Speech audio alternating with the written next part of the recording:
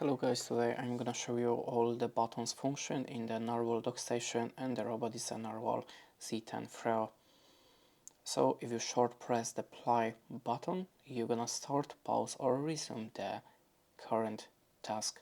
If you hold it for 2 seconds, it's end current task.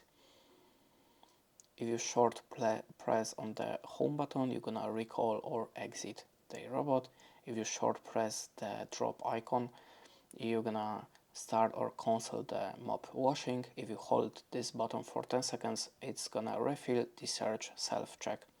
If you hold the home button with the play for 2 seconds, you're gonna enter or exit the pairing mode.